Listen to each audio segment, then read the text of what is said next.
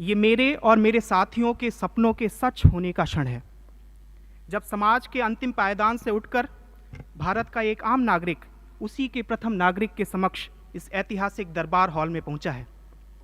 इस अवसर को प्रदान करने के लिए आपके संबोधन, मार्गदर्शन और प्रेरणा के लिए हम सभी आपके आभारी रहेंगे। माननीय महोदय, एक उत्साही प्रशिक्षु से एक संवेदनशील अधिकारी बनने की मेरी यह यात्रा तब शुरू हुई जब पूर्वी उत्तर प्रदेश के गोरखपुर क्षेत्र से मैं राष्ट्रीय अकादमी फरीदाबाद पहुंचा। हालांकि अपने साथियों के संघर्षों और संकल्पनाओं की लंबी यात्राओं के सामने मुझे अपना संघर्ष कमतर ही लगता है, लेकिन मैं ये जरूर कह सकता हूं कि मेरा बचपन भी उथल पुथल भरा रहा। कुछ पारिवारिक कारणों से मेरी मां को अपने बच्चों को ननिहाल में रखना पड़ा, पर उन्होंने कठिन रास्ता चुना और अपने छोटे बच्चे को ननिहाल में छोड़कर इलाहाबाद प्रतियोगी परीक्षाओं की तैयारी करने चली गईं। वह जानती थीं कि अगर वह वित्तीय मामलों में आत्मनिर्भर रहेंगी तो अपना और अपने बच्चों के भविष्य का निर्णय ज़्यादा प्रभावी ढंग से कर पाएंगी। महोदय, यह वह समय था जब समाज में ऐसा करना एक महिला के लिए उतना आसान नहीं था, लेकिन भारत की ज़्यादातर मातृशक्ति की तरह वह भी सफल हुई और इस बात ने मेरे भीतर जन सेवा के बीज बो दिए। यही कारण रहा कि इंजीनियरिंग की पढ़ाई के बाद मैंने 2 वर्षों तक बिहार के नक्सल प्रभावित क्षेत्रों में प्रधानमंत्री ग्रामीण विकास फेलो के रूप में भी काम किया। वास्तव में इन अनुभवों ने मुझे समस्याओं को अलग अलग किंतु समावेशी आयामों से देखने का एक परिप्रेक्ष्य प्रदान किया है। महोदय, भारतीय राजस्व सेवा का यह बैच भारत की विविधता का प्रतिनिधित्व करता है। जब हमारे जम्मू कश्मीर का कोई साथी कन्याकुमारी के किसी बैचमेट से मिलता है तो मानो कश्मीर के केसर की महक कन्याकुमारी की सीपियों में भर गई हो। जब भारत नेपाल सीमा का एक प्रशिक्षु अधिकारी त्रिपुरा के अपने साथी अधिकारी को जानता है तो उसे यह पता चलता है कि हमारी संस्कृति के प्रतीक नाथ संप्रदाय की जड़ें गोरखपुर से अगरतला तक फैली हुई हैं। ये विविधता में एकता का भाव हमारी आत्मा है। माननीय राष्ट्रपति महोदय, एक सिविल सेवक बनने का हमारा और हमारे घर वालों का सपना तो साकार हो गया, लेकिन हम सब ने एक और सपना देखा है, भारत को एक आर्थिक समावेशी महाशक्ति बनाने का सपना। हम जिन संस्थाओं में पढ़े उनसे बेहतर शिक्षण संस्थाएं बनाने का सपना। हम जिन सड़कों पर चलकर यहां तक पहुंचे उनसे ज्यादा सरपट सड़कों को बनाने का सपना। हमें जीवन में जो अवसर मिल पाए वैसे और उनसे कहीं ज्यादा अवसरों को अपने साथी भारतीय नागरिकों तक पहुंचाने का सपना। और ये सपने हमारे द्वारा संग्रहित राजस्व की शुचिता एवं संवेदनशीलता को और बढ़ा देते हैं। और सपने भी उन्हीं के साकार होते हैं जो सपनों को देखने का हिम्मत रखते हैं। आज के दिन मैं अपनी माँ को धन्यवाद देना चाहता हूँ जिन्होंने मुझे सपने देखना सिखाया। महोदय, इन सपनों को पूरा करने के मार्ग में आपकी सतत प्रेरणा और पाथेय के लिए हम सभी आपके प्रति सदा अनुग्रहित रहेंगे। जय Hind. Honorable President Sir, I'm Tina Dabi and I belong to the Rajasthan cadre. I would like to begin by expressing my profound and heartfelt gratitude to the Honorable President of India for giving us time out of his busy schedule to address, guide, and inspire us today. It is a matter of great pride and privilege to have got an opportunity to speak about the collective experience of the most memorable journey undertaken by each officer of the 2016 batch of the Indian Administrative Service. This beautiful journey began with the 91st Foundation course, where officers across the services were trained together.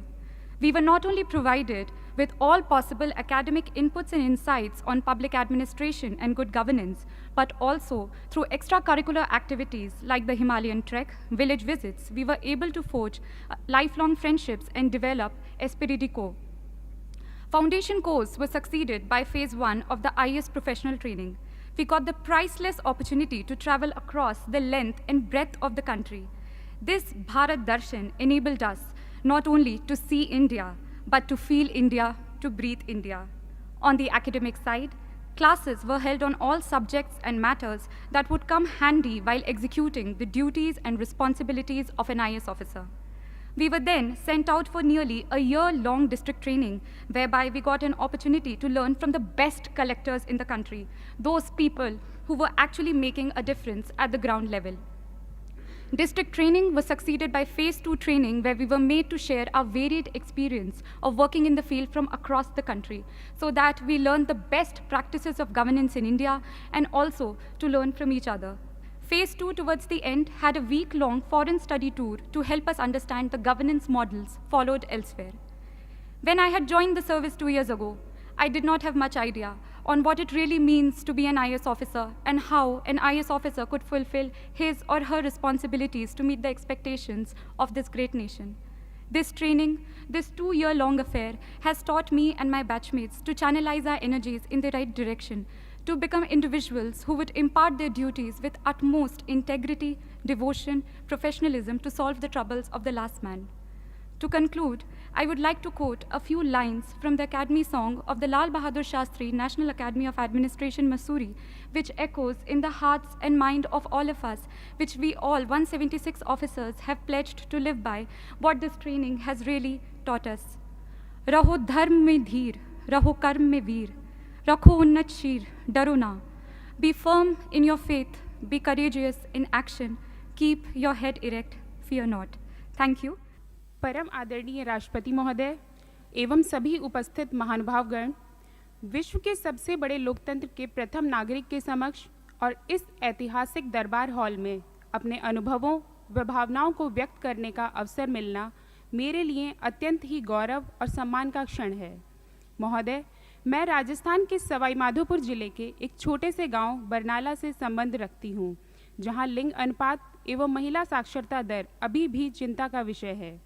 महोदय, मैं न सिर्फ भारतीय राजस्व सेवा के 68वें batch का अपितु देश और समाज के उस आधे हिस्से का भी प्रतिनिधित्व करती हूं, जिसे लड़की होने के कारण जन्म से लेकर मृत्यु तक विभिन्न चुनौतियों का सामना करना पड़ता है।